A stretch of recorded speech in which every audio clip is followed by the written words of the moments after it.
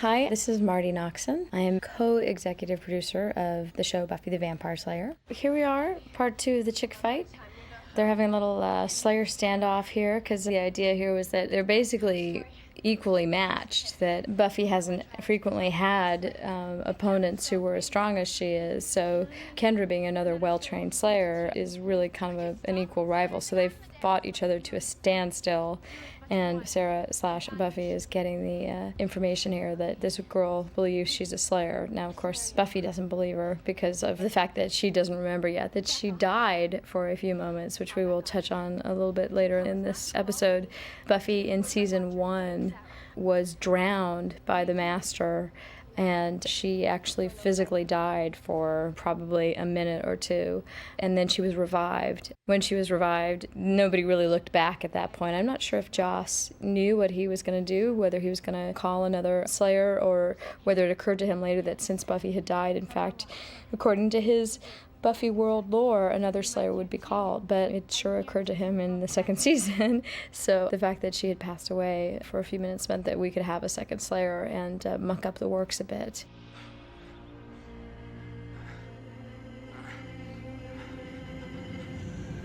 As you see, that tiny lock is still keeping Angel in his cage.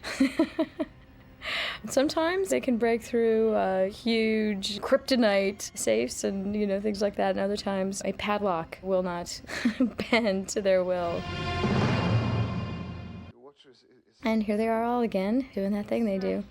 We've never met, but he's very... One of the fun things about Kendra was that she was supposed to be from a foreign land, and many people have commented on the fact that she seems to be from a foreign land of non-specific origins, that her accent is rather unique.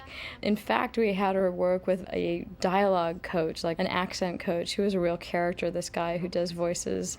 He works with all the famous actors on accents and such, and we had long discussions of what part of Jamaica Kendra was from, what exact lilt to her voice, and it was all sort of beyond me because, I don't know what different regions of Jamaicans sound like, but this guy got very, very deep into giving Kendra an accent, which then turned out to sound like nothing in particular. She did a wonderful job, the actress, but in fact, the accent was always a little lost on us. We weren't quite sure where she was from. And you allowed this, sir? The funny thing was this dialogue coach was just a real character, a really legendary guy in Hollywood who, for some reason, decided that I was his point man, the guy that he would talk to, because other people didn't really understand the nuances of working with actors with accents. He apparently said to Joss Whedon, who he didn't, I think, realize was the big guy, "I want to talk to Marty Noxon. I have a very good rapport with Marty Noxon." And Joss was kind of like, yeah, but I'm the boss. So now, just to rib me, sometimes Joss will say, "Why don't you talk to Marty Noxon? You have a very good rapport with Marty Noxon." So that guy is now, immortalized around here. We always use his phrase. She died? Just a little. She drowned, but she was revived. So there really are two of them. There behind them is the book cage, which is, again, another great example of very insubstantial restraints that held people back through all kinds of dire circumstances. We've kept werewolves in that cage and vampires and all kinds of bad guys. And if you get another look at it, you'll see it doesn't look like it would hold a toddler. But these are the things we are allowed to get away with. Of course, the idea here was that the two Slayers don't get along real well, that Kendra's much more sort of book smart, and we were sort of making fun of the fact that the character Buffy is not big with the studying, that she's more of an instinctual Slayer, and that Kendra has more in common with the character Giles because she's more of a learned person. And in fact, here we reference the fact that there's a Slayer handbook that has all the rules about being a Slayer, and I made that up just because I thought it would be a funny way of showing that there were a bunch of sort of things that Giles had bypassed because Buffy was unconventional and wasn't the kind of person who was a real rule follower, so we were just trying to put a fine point on that. So we have this imaginary Slayer handbook, which we've never really referenced again. In fact, as I'm saying this, it would be an interesting thing to bring up in season 5 because Buffy's getting more invested in her Slayer history and where she comes from. So, hey, note to self, maybe we should do something with that. Here's Angel just about to get poofed by the light. Now you'll notice that Willie pretty much pulls him right through the light, but we cut out before he's studiously avoiding that giant shaft of light. This is fun. This is Willie double-crossing Angel for Spike. sort of showing that Willie is not a real trustworthy character, and that's going to hold true through the rest of his tenure on the show, that he's pretty much goes where the money is. So basically here he has accepted a bribe from Spike to deliver Angel, who turns out to be the key to curing Drusilla, because Angel actually is Drusilla's sire. Angel made Drusilla, and when he was a bad guy vampire, and in fact, not only did he make Drusilla, he tortured her before he changed her into a vampire and made her crazy. He killed all of her family, and she was very religious, and he, did many horrible things to her person that just drove her crazy before he changed her into a vampire, which is why she is a nutty vampire, because she was out of her mind before he did that to her. So she represents to Angel the epitome of his bad behavior. She is one of his greater works of art. What are you going to do with him anyway? I'm thinking maybe dinner and a movie. I don't want to rush into anything. In the vampire lore on Buffy, sires often have a special power over the vampires they made. They sort of have almost familial relationship with them. Uh-oh, wait, there's a bug. That's one of those stunt worms we were using. That's a very highly trained and paid worm, I want you to know. That worm makes more than my mother did teaching school. That's true. Bye-bye. Thank you. Okay, Mary Kay, time to... Yep, and that's not a real worm. That's a CGI worm. I bet you could tell that if you're a fan of the show. Those are real worms. And then pretty soon, right here, Charisma's about to get attacked by plastic worms. Because, not surprisingly, Charisma not real fond of being covered in actual worms. Those worms right there were sped up. These were like Brazilian mango worms or something. They had some special name, and we hired them because they were really fast. They were supposed to really be really wriggly and fast. In fact, under the hot lights, they got really kind of listless and non-wriggly. So we had to speed up the film to make them look like they were active.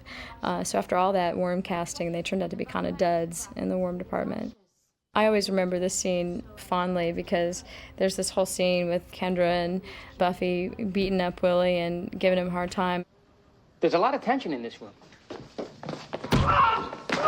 Doesn't anyone just say hello where you come from? This one is dirty. I can feel it. That's really good for you, Percepto girl, but we're not going to get anything out of him if he's, say, unconscious. There's a line at the end of the scene where Willie suggests that maybe these two girls might want to meet a friend of his who's into nude photography, really artful stuff. That was a line that Joss added, and it was the first experience I've come to know very well, which is that this was the line that everybody came up to me and said, "That is so funny." And of course I had to say, yeah, I didn't write it. A lot of times the big laugh lines are supplied by your friend of mine, Joss Whedon, and in this case it was one of those ones where when he put it in the script I was like, you can't do that. And guess what? We can. We do actually get away with a lot on our show. I've said this before. I worry a little bit about how far we are allowed to push some of the sexual humor and stuff and some of the sexual situations. Because it's a fantasy show, it seems like we get away with more than a lot of other shows. And sometimes, I'm aware that we have some pretty young viewers. So I just hope that their parents are watching with them and explaining stuff and lying about certain things too. Dreaming. That, I just wanted to point out, was a very artful and beautiful shot. It's just one of my favorites. There was one of those dolls I told you about in the corner very briefly, you could see. So yeah, the idea here is that basically Angel has come face to face with Drusilla again and has a tremendous amount of guilt for what he did to her. And now he's getting to see just how crazy and insane he made her. And I think actually this will be one of the many times on the show that we find reason to take David's shirt off. Yes, indeed, this isn't all, folks. Stick around because it gets better. This may be one of the first episodes that I wrote where we started to go to the scary place of S&M with these two. It became one of the things that at least Joss likes to say is my hallmark. It's one of the things that I'm proud to say I have contributed to on the show greatly, which is a really perverse sense of sexuality. Can you blame us? Really, look at that guy. Look at her. She's sick, but guess what? She's not too sick to torture him and to have her way with him. These two had a lot of fun with this scene. They really enjoyed doing their scenes together. Juliet is actually the daughter of Martin Landau, and Martin Landau, of course, one of the great actors of our era. So she's really beautifully trained, and I had actually done a play with her right before I got Buffy, a play that I wrote. She was one of the stars of. And it was really a pleasure to see her come in and audition and get the part, because I just think great things of her talent. She was so perfect for this role. We'd love to have her come back sometime, because we all miss the crazy Drew. That is, in fact, a real high school. That's, again, Torrance. Although, again, the actors you see in the background are not, in fact, the real high school students. Those are faux high school students. Every person in the scene behind the actors wish that they were the actors in the scene. Every person behind them aspires to be famous. So if you kids out there are thinking about coming to Hollywood and making your fame and fortune, think about the fact that every TV show and movie you see, every single extra wants that job. And then you multiply the fact that every extra has probably 3 or 4 people out there who would like to be an extra. And you see what it's like in Hollywood. It's an amazingly tough business to make it in.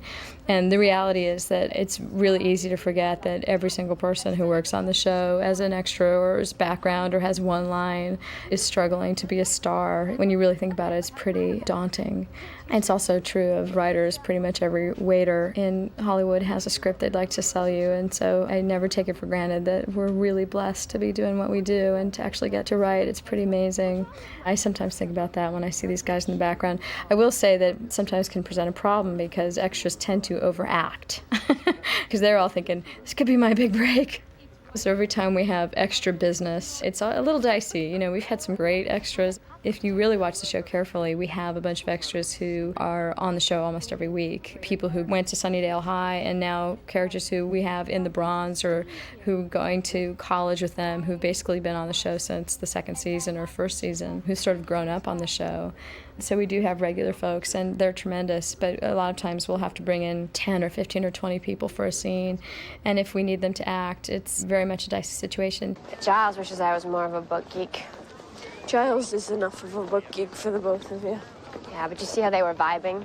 Volume 6. Remember when I said I didn't think they'd done the smoochies? I had forgotten that this is the first time they ever do smooch. We're leading up to the big smoochies. This was a really fun scene to write because I got to write the first time they ever kissed. And they went on to be sort of an infamous couple. I'd still love to see them encounter each other on Angel sometime. It would be great if we could send Nikki to Los Angeles for some reason at some point, because I don't think they're finished. I don't think it's over between these 2 crazy kids. It could still work out. Sorry, forgot I was stranded with a loser! This is a set we built just for this show. We had never shown the basement before. Little did we know that Xander was going to be moving into a basement in a season or so. This is all created for this one. And Bewitched, Bothered, and Bewildered of the same season, they are back down in there again, actually, trapped. So we got to play on that. I bet you wouldn't. I bet you'd let a girl go off to her doom all by herself. Not just any girl. You're special. Oh, here they come. Here it comes, big lip lock. Moron. I hate you! I hate you! Ah, there you go. I don't think Nikki was too sorry about having to play this storyline, to be perfectly honest. There was some enthusiasm here. We so need to get out of here. And they hightail it out of there because they're more afraid of kissing each other than they are of the creepy worms. And remember I told you about the plastic worms? They're about to happen. Here we go. No, no worms. No worms. And still no worms. I know they're coming. Oh, here they come. Ah! Erasers. I think they were actually erasers or something. I have one. I saved one as my token. And those were some real worms. Charisma, not happy.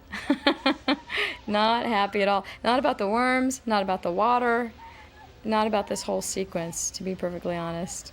She's a trooper, but she was not having fun. Ah, yes, and Queen C.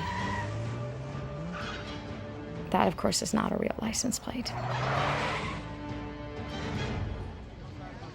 My tests say that I should look into law enforcement. This is actually an interesting scene because in it we find that one of the career day people, the cop, the lady cop, is actually one of the Order of Taraka. She's an assassin. And there's some gunplay in this scene, which is really, really unusual. We hardly ever use actual guns. I think Darla used a gun. And I think that we've used guns maybe once or twice before, but this was one of the few times we've ever actually had guns being shot at our characters. And I don't think we could do this scene now. I don't think we would be allowed to do a gun in a school, period.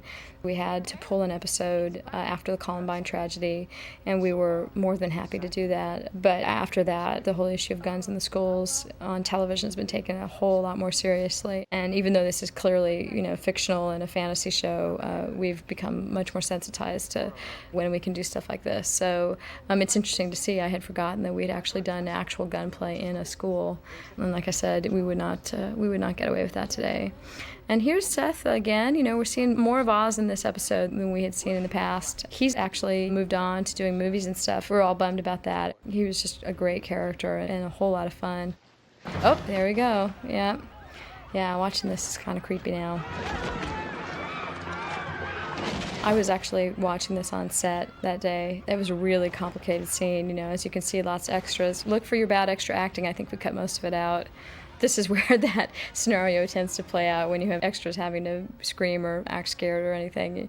They're either have no expression at all or they are doing Death of a Salesman. But I think we pretty much cut around it in this instance. And then Kendra comes and does a little, there's Danny Strong. All right. If you are a big watcher of the show, you'll know that Danny Strong was our Kenny, basically, sort of our South Park guy. Although he doesn't get killed, he was always the guy who got hit by the flying demon part or the guy who got taken hostage. We just like to make him our regular victim because he just looks so victimized. He has such a funny resting expression and such a good scared face that we started using him just out of many of our regular day players as that guy, and then eventually started using him more and more as a real character, and then eventually he got his own episode, Jonathan Superstar, which was all sort of about being that guy who's sort of the guy in the background who nobody pays much attention to, and then sort of having the wish fulfillment of being the star of the show. So I always get a kick out of seeing Danny, especially in those early episodes, because it really was more of an inside joke with us. Anytime we were like, we need a victim, we'd all go like, get Danny, yay! And it took a while for audience members to pick up on the fact that we were using the same guy over and over again. It's complicated, but she's also a Slayer. Hi, nice to meet you. Here's Xander, Xander thinking, hey, maybe he'd make a little time with another Slayer. He's an opportunist, he just kissed Cordelia and he's already, working on Kendra. One of the things that I don't think we really got to convey as much as we would have liked to was the idea that Kendra was completely unable to socialize. The quality that she didn't share with Buffy was an ability to sort of have friends and talk to boys and all that kind of stuff, where Buffy was sort of more like a real high school student in a lot of ways. Kendra is the epitome of someone who's just been raised to be a weapon. This was one of those scenes where we were sort of trying to get that across, but in a way I feel like we could have done more with that. It would have been nice. Oh my God, I'm showering. Here we are back in the library. You will see, I think we're probably in the library for something like 15 pages of these two shows. No, but this dude was completely different than Praying Mantis Lady. He was a man of bugs, not a man who was a bug. This is the scene where they learn that Angel's the key to Drusilla's cure and that it's going to kill him if they use him. Everybody sort of has mixed feelings about that. Xander pretty much wouldn't mind if Angel went away. He's no fan of angels for a number of reasons. To me, this was actually leading up to a real defining moment for Buffy, a theme we revisited and continue to revisit, which is sort of nobody messes with my boyfriend. A very strong motivation for her. She has a very strong reason to move through this episode, and definitely one of the challenges we have in the show is to give her a really strong motivation. I mean, she is a superhero. We have to make her vulnerable in ways, and oftentimes we use people she loves, putting them in danger because she's somewhat invulnerable, and even though we play with that, pretty much know she's not going to die. But you don't always know that the other characters aren't going to get hurt or pass away. So we use those other characters, and that's one of the first times I think we put Angel in super duper jeopardy. Nobody messes with my boyfriend was something that really motivated her for the next year or so. But our priority is to stop Drusilla. Angel's our friend. Except I don't like him. But nobody messes with my boyfriend.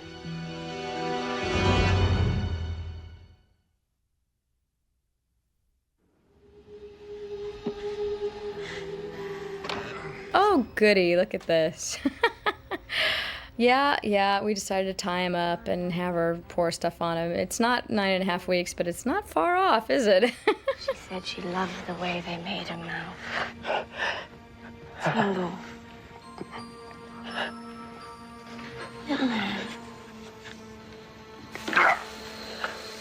Actually, those welts were causing David some real pain, as I recall. There was some kind of thing that they put on his chest that actually smoked. So it was actually causing him a little bit of discomfort. So some of the stuff you're reading on his face is real. Or he was just enjoying himself. I'm not quite sure. Remember? Oh, back in the library again. 43 churches in Sunnydale. It seemed a little excessive. It's the extra evil vibe from the Hellmouth. Makes people pray harder. One of the things that was different about this episode was that this is a two-parter. We don't do a ton of two-parters, but this episode started to feel like in scope, that there was too much ground to cover in terms of introducing a new Slayer, in terms of explaining all the lore and history that allowed Kendra to show up, and then putting Angel into jeopardy, and 3 assassins and all that. Originally, we didn't plan on this being a two-parter, but the more we looked at the story, the more we realized that it was definitely more story than one episode could handle. The thing about doing two-parters, in some ways it's really liberating and fun because you're not as restricted to wrapping everything up in 4 acts. In some ways, you find that a lot of times you're vamping, so to speak. It usually feels like it's actually like 1.5 episodes is what you've got, and then you've got 2 acts where you kind of have to go. And then when I was 6, you have the characters kind of over-explaining, and I think we filled this one out pretty well. I think that this one sustains pretty well. It doesn't feel like there's a lot of filler, but there are a few moments when I watch and I go, man, what are they yakking on about? I think this is where we learn that Kendra calls her steak Mr. Pointy. Again, that is a Joss phrase that people just went crazy for. I can't take credit for it. I wish I could.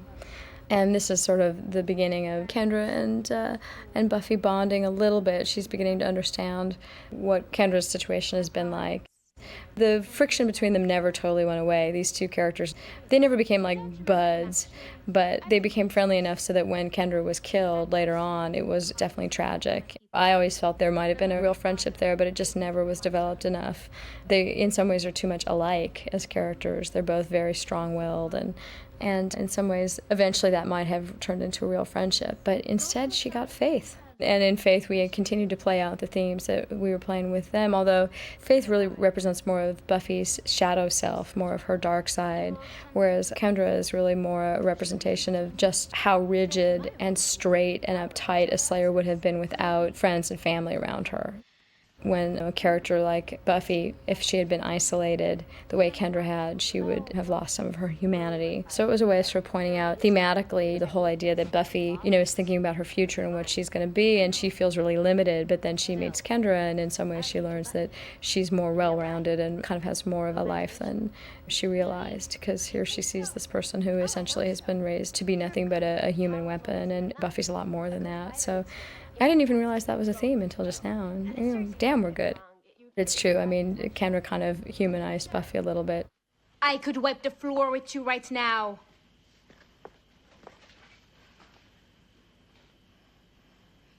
That would be anger you're feeling. What? You feel it, right? God, can I talk more about David's torso? I think so. You'll see now that there's a lot of welts and such on David. That's just makeup that we added, not actual torture. It likes pretty colors. I'll see him die soon enough. Spike, a little jealous, and wouldn't you be? That's something that we continued to play with and still do. I mean, Spike basically lost his lady love. Our conception of Drusilla was that she was basically a character who goes where the action is, that she loves Spike very much and that she's very into him, but she's so kind of mercurial and emotional that if someone else came along who interested her more, that she'd be pretty vulnerable to him. So Spike, knowing this, is pretty threatened by old Angel. And of course, once Angel went bad, the energy between him and Drusilla was pretty substantial. I don't know if we ever had Drusilla and Angel actually get together. No, I don't think we did, but we sure indicated that they would have if Spike had turned his back for too long. James Marsters, I just have to say, as I'm watching this, is just one of the great pleasures of our show. I mean, it's just a great fun to write for him. He is not British, by the way. He's American and doesn't speak with an accent. That always throws me, actually, when I see him in real life. He's actually one of the sweetest guys. He's very, very dear. And recently we were talking, he was going through some romantic ups and downs, and he's just really going through some hard times in his life. And he was so sweet and dear about it. And I had to point out to him that he's actually a TV star, and I think he'll probably not have too much trouble finding a girlfriend. I mean, he's that kind of guy. He's absolutely dear and very sweet and doesn't quite realize, I think, that he's incredibly handsome and a TV star. But now he will, because he just heard it on this DVD. James, you're hot. Looks like you go the hard way, along with the rest of this miserable town.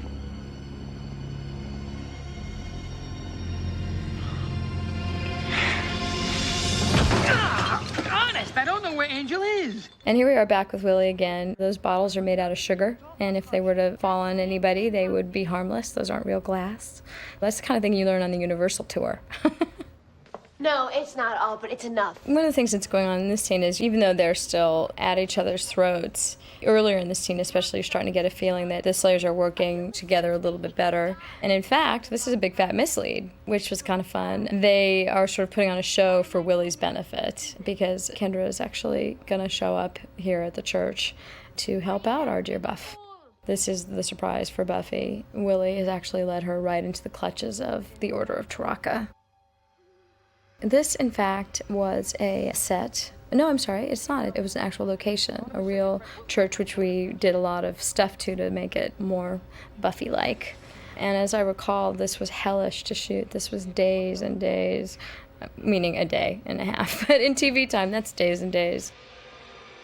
Todd, who is the makeup guy, Todd McIntosh, is a real artist, and you'll see his handiwork all over the following scene. He's got James in vamp face, and one of the great things about the vampire makeup is that it definitely conveys vampirism at the same time that it really allows the actors to continue doing their stuff, and that's not easy. A lot of makeup is really restrictive and can really mask a performance, and the vampire makeup that Todd does is just great because it really allows their expressions and their characteristics to come through, as you can see here with James.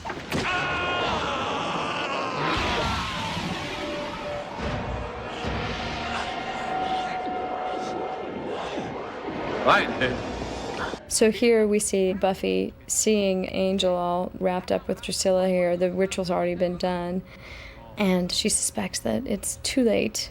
She's certainly outnumbered, so she's in a bad spot here. Another 5 minutes, though, and Angel will be dead, so I forbear. Don't feel too bad for Angel, though. He's got something you don't have. What's that? 5 minutes. And again, we have guns, again, unusual. And here, as I told you, it was a trick. There's Kendra, she was coming too. And I can't remember quite how we worked all that out. We did something where there was sort of a double cross, and Sarah knew that Kendra was going to show up. You'll notice that I often go back between Sarah and Buffy. I have a little bit of cognitive dissonance about character versus the actress.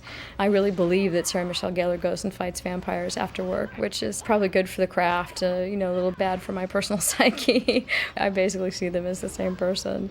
And then, of course, we had to work all of our merry gang in here. These kind of scenes to shoot are just murder. One of the things we try to do is isolate different pockets of action. If you ever watch our fight scenes really carefully, you'll notice, for instance, here goes Nikki outside into an outer area, so we can film, while the rest of this huge fight rages on, we can film just him and Charisma in a different section of the room, a section that's isolated with walls, because it's a lot easier than trying to cover 7 or 8 people in the middle of a fight at the same time. So we put them in another room, and this ingenious bug gushing plan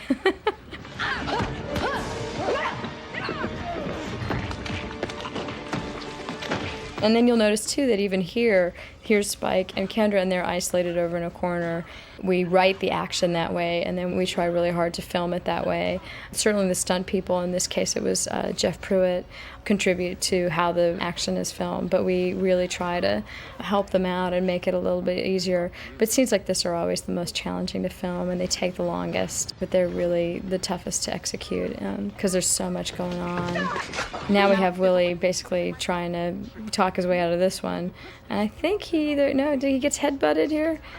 No, man, scot-free. Check that out. I don't think for long. Something bad happens to him, as I recall. Hold him steady. There's Willow, who just, I think, staked her first vampire. Now, you'll notice that she staked her first vampire off camera. That happens mostly because it costs a lot of money to stake a vampire on camera. Oh, and that's Kendra's favorite shirt. I have to say that a lot of this scene came about because Joss came up with the line, 2 slayers, no waiting. He just thought that was a riot, so we had to make up a situation in which both of them could fight at the same time. Sometimes that's how storylines develop. I mean, I'm being a little bit facetious. There was more to it than that. But we will get sort of attached to an idea, some small line or sequence, and we'll basically build a whole scene around it. And the idea of 2 slayers, no waiting was something that Joss really dug.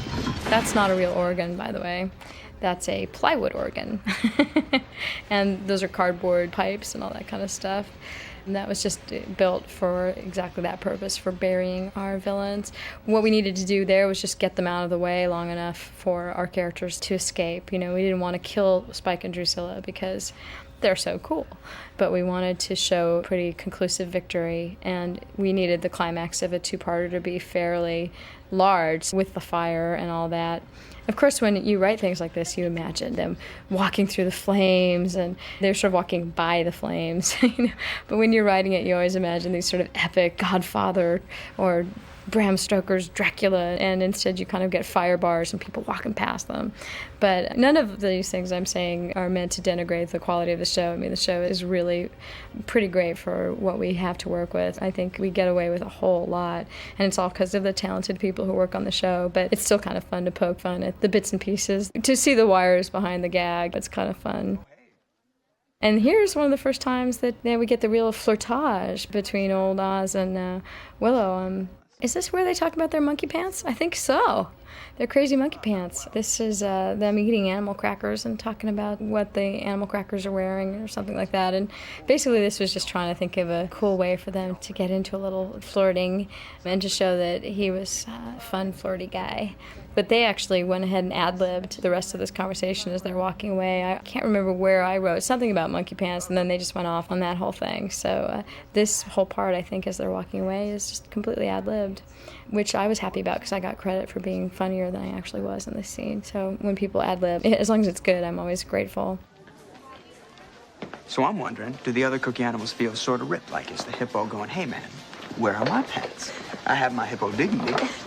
And you know, the monkeys just, I mock you with my monkey pants. And then there's a big coo in the zoo. The monkey is French? All monkeys are French. You didn't know that? No. And here's Charisma with bangs. That actually is on location, it looked like. Yeah, this is actually on location at Torrance. As you can see, we pop in and out of our sets and the actual location a lot, depending on what we need, and also scheduling. Scheduling has a lot to do with it. Sometimes we will be on a location, realize we have a set. Sometimes we'll build a set for another location inside. Like, occasionally we've built sets inside Torrance for, say, a post office or something because we are there on location and we don't want to have to move someplace else. In fact, you know, we're always doing things like that just to make the schedule or to make our days. We have to be pretty tricky. And we don't film things in sequence, obviously. That's not the way things work. So it's very likely that they could be doing this scene the very first day. So the acting part of this is no easy chore because they are having to track their emotions from all different points. They may do a scene like this on the very first day, so they have to really work on where their characters would be emotionally without having gone through any of the paces of the other stuff. Good. Good.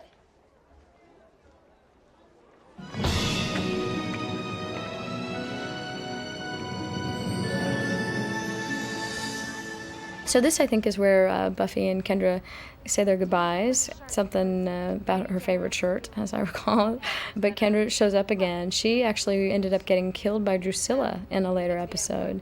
It's one of the more dramatical things that happened in, I believe, season 3. I don't think that happened in season 2, or maybe it happened toward the end of this season. But it's one of the things that was a real rude awakening for Buffy because she couldn't stop it, and she wasn't able to save Kendra. You can see in this scene that there's a little hint of friendship that might have grown there. It would have always been a contentious friendship. It might have actually been a friendship. And you also see that Kendra's gotten Sunnydale style in less than 2 episodes, which is pretty remarkable. She's wearing the cool Buffy t-shirt. She actually is wearing Buffy's t-shirt. But she's looking a little hipper. Well, she's looking a little less ethnic, a little more Torrance. I don't hug. Oh, that was the thwarted hug. Apparently, Kendra don't hug.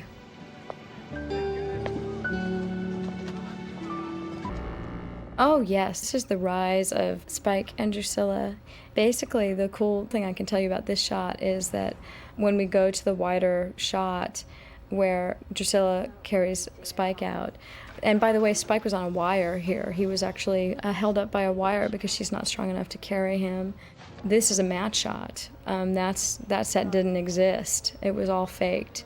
And she just walked in front of a blue screen and they matted the rest of that stuff on there. And she had him on 2 wires. And you'll see it's a really quick shot because we weren't able to hold it for very long. And that was, of course, the accident that put Spike in a wheelchair. So stay tuned, guys, because things get even hairier. I think that is all, folks.